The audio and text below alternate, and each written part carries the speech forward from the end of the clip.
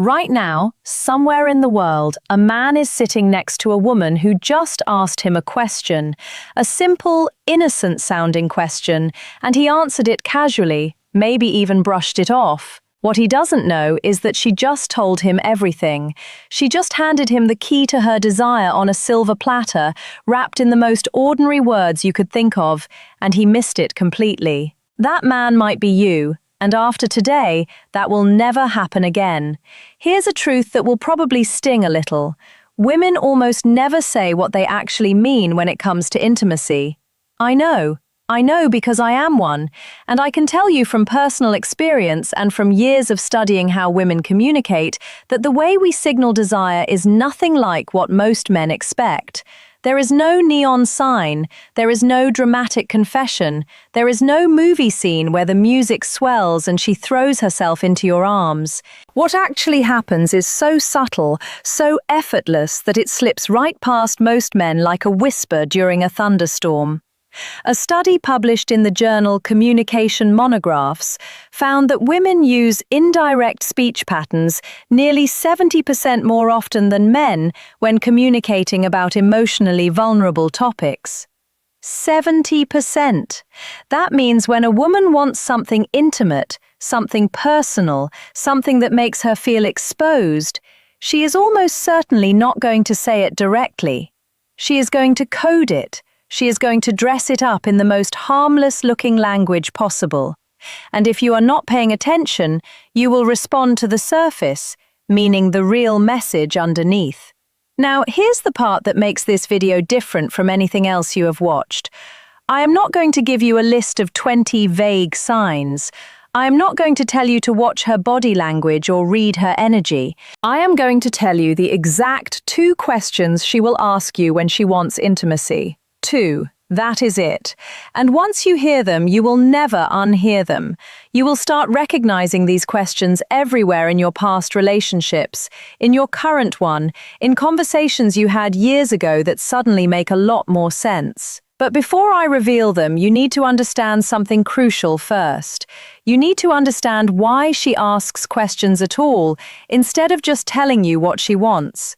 Because that context is going to change the way you hear every single thing a woman says to you for the rest of your life. Let me break something down for you that most people never think about. From the time a girl is about 5 or 6 years old, she begins learning a very specific social rule.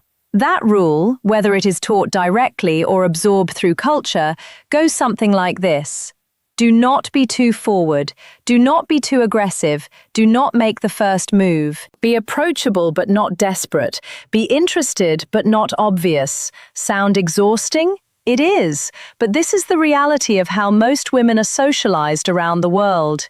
Dr. Deborah Tannen, a linguistics professor at Georgetown University, spent decades studying how men and women communicate differently. One of her most famous findings was that women tend to use what she calls rapport talk. That means women communicate to build connection, to test emotional safety, and to gauge how the other person feels before revealing how they feel. Men, on the other hand, tend to use report talk, which is more about exchanging facts and solving problems. So, when a woman asks you a question, she is usually not looking for a factual answer. She is checking the temperature of the room. She is testing whether it is safe to go further. This is why so many men feel blindsided when a woman suddenly pulls away or loses interest. He thought everything was fine. She was smiling, she was laughing. She even asked him a couple of sweet questions. But from her perspective, she put herself out there, asked the 2 most vulnerable questions she could think of, and he treated them like small talk. He gave her a 1-word answer and went back to scrolling his phone. And in that moment, without saying another word, she closed the door. Now that you understand the framework, the operating system behind how she communicates, it is time to talk about the first question. And honestly, when I tell you what it is, your jaw might actually drop at how simple it sounds. The first question a woman will ask you when she wants intimacy is this. What are you thinking right now? I know what you are thinking. That is it. That is the big secret. She asked me what I'm thinking. Yes, and the reason you are underwhelmed is the exact reason men keep missing it, because it sounds like nothing. It sounds like idle curiosity. But let me explain what is actually happening inside her mind when she asks you this. When a woman asks what you are thinking, she is not making conversation. She is making an attempt to enter your inner world. She is asking for access. Think about that for a second. She is essentially saying, I want to know what is happening inside your head right now in this very moment, because I want to feel closer to you than I currently do. That is not small talk. That is emotional pursuit. Dr. John Gottman, one of the most respected relationship researchers in modern psychology, calls these moments emotional bids. An emotional bid is any attempt one person makes to connect with another person. It could be a touch, a look, a comment, or yes, a question. Gottman's research at the University of Washington found that couples who recognized and responded to each other's emotional bids stayed together at a rate of 86%. Couples who missed or dismissed those bids, they broke up at a rate of 69%. 86 versus 69. That gap is not small. That gap is the difference between a relationship that lasts and one that quietly dies in a living room while both people wonder what went wrong. So when she asks you, "What are you thinking right now?" she is making a bid.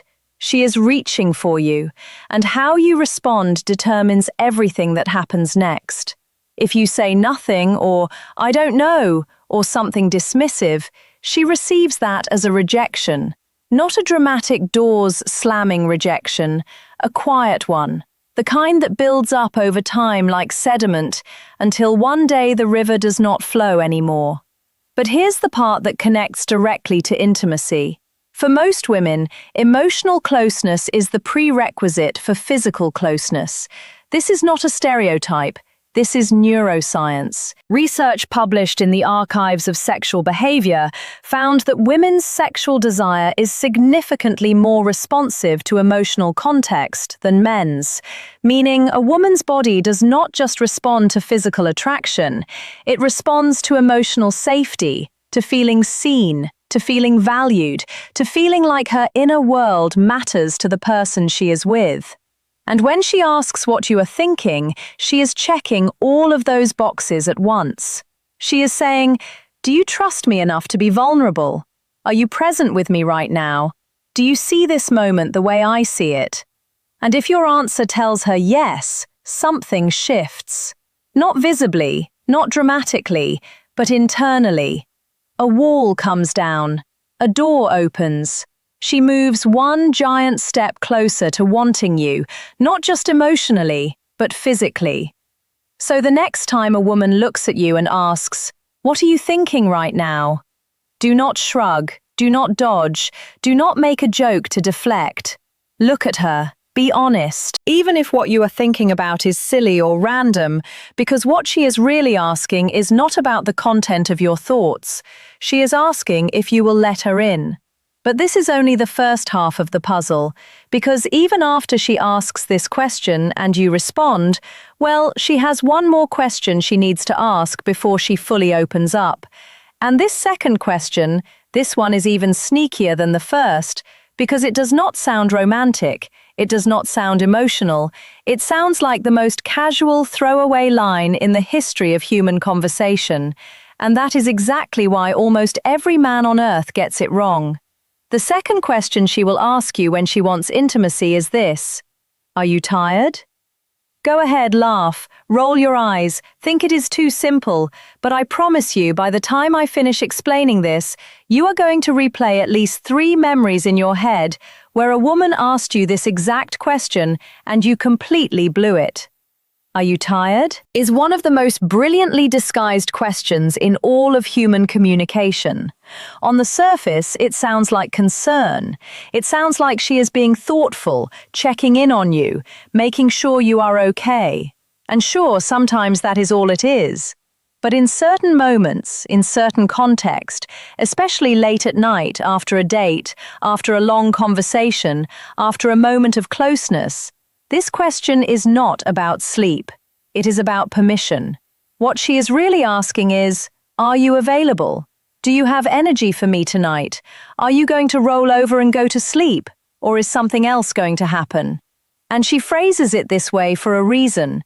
She phrases it as a yes or no question about fatigue because it gives her plausible deniability. If you say, yeah, I am exhausted, she can nod and say, okay, good night. And no one gets embarrassed, no one gets rejected, the moment passes without any awkwardness. But if you say, no, I am not tired at all, she now has the green light to take the next step, to move closer, to touch your arm, to suggest something, to create the kind of moment she has been building toward all evening. This is the brilliance of female communication, and honestly, men should be taking notes. She manages to ask one of the most loaded questions possible while leaving herself a perfectly safe exit. That is emotional intelligence operating at a very high level.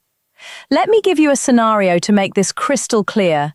You have been on a great date, dinner, conversation, laughter. You walk her to her door or you are sitting on the couch at one of your places. The energy has been building all night. She has been leaning into you, making eye contact, finding reasons to touch your hand. And then in a quiet voice she asks, "Are you tired?" If you say, "Yeah, kind of," she will smile and say, "Okay, well, I had a great night." And she will mean it, but she will also be disappointed in a way she will never tell you about, because she gave you the signal. She opened the window and you closed it without even knowing it was open. Now compare that to this response. She asks, "Are you tired?" And you look at her with a slight smile and say, "Not even a little." Something changes in her eyes. You might not even notice it consciously, but she just received confirmation that the next chapter of the evening is possible. You did not pressure her. You did not make a move she was not ready for. You simply told her that you are present, you are available, and the night does not have to end yet. And for a woman, that answer is everything. A survey conducted by the Kinsey Institute found that for women in romantic relationships, the most commonly reported barrier to intimacy was not lack of attraction.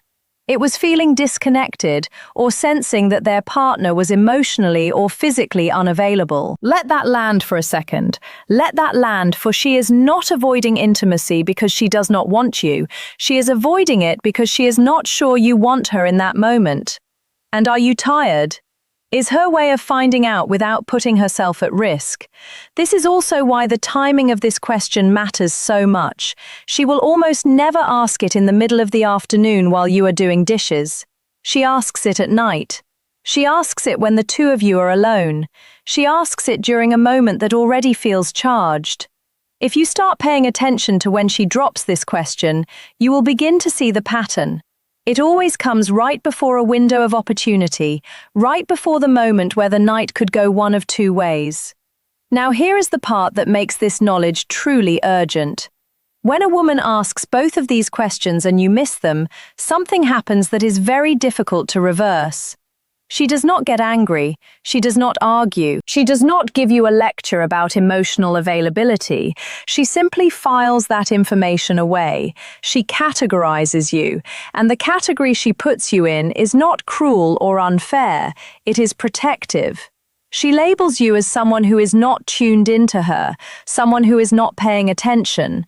And once that label is applied, she starts to close off, slowly, gradually, in ways you will not even notice until one day she seems distant, and you have no idea why. Dr. Sue Johnson, the creator of emotionally focused therapy, has written extensively about this pattern. She calls it the protest-withdrawal cycle. One partner reaches out emotionally, the other partner does not respond, and over time, the reaching partner stops reaching. Not because they stopped caring, because they got tired of being missed. And for women, these two questions, what are you thinking and are you tired, are often the last emotional bids they make before they begin to withdraw. They are the final test, the last checkpoint before she decides whether this person is safe enough to be intimate with. So, if you have ever been in a situation where everything seemed fine and then suddenly she was cold or distant, go back in your memory. Think about the conversations you had in the days before the shift. I am willing to bet she asked you one or both of these questions, and I am willing to bet your response was something forgettable. So now that you know the questions, the obvious next step is knowing how to respond when you hear them. And honestly, the answer is simpler than you think. When she asks, "What are you thinking right now?" give her something real. It does not have to be profound. It does not have to be poetic. You could say, "I was just thinking about how good this feels sitting here with you." Or, "Honestly, I was thinking about something random, but now I am thinking about you." What matters is not the content. What matters is that you showed up. You gave her something instead of nothing. You opened the door she was knocking on when she asks, "Are you tired?" And you sense that the moment is right. Say no. Say it with warmth. Say it like you mean it. You do not need a smooth line. You do not need a movie-quality response. You just need to communicate one thing. I am here. I am present. And I am not going anywhere tonight unless you want me to. That is it. That is the whole formula. Be present when she asks the first question. Be available when she asks the second. Those two responses, given at the right moments, will do more for your connection with her than any grand romantic gesture ever could. Here is something I want to leave you with. Women are not mysterious. We are not impossible to read. We are not playing games or speaking in riddles for fun. We communicate the way we do because we have been taught that vulnerability is risky and rejection is painful. And the safest way to reach for someone is to do it with words that do not cost too much if they are not returned. These two questions, "What are you thinking right now?" and "Are you tired?" are not random. They are calculated. They are intentional. They are the result of a woman deciding that she trusts you enough to let you in. But she needs to know if you are ready before she takes that final step. And now that you know this, you have a responsibility not to manipulate, not to game the system, but to pay attention, to listen with more than your ears, to hear what she is really saying underneath the words she chooses. Because when a woman asks you these questions and you respond with presence, with warmth, with genuine attention, you are not just answering a question, you are telling her that she is safe. And for a woman, safety is the foundation of everything. Now, if what you just learned shifted something in the way you think about female communication, do me a favor, do not just click away. Leave a comment below with the word signal. Just that one word. I want to see how many of you actually made it to this point and absorbed what was shared here today, because the people who comment are the ones who internalize information, and internalizing this is the difference between knowing it and living it. And one more thing before you go. You now know the two questions she asks when she wants intimacy. But questions are only one part of the equation. The other part, her body specifically. There are 3 places on her body that if she allows you to touch are a dead giveaway that she wants you. Not maybe, not kind of, she wants you. And most men have no clue what those 3 places are, which means they are constantly second-guessing themselves when the answer is literally right in front of them. I made an entire video breaking this down called, "If She Lets You Touch These 3 Places, She Wants You." It is on your screen right now. Click it. Because if you pair what you just learned today with what that video teaches you, you will never misread a woman's signals again. Go watch it now.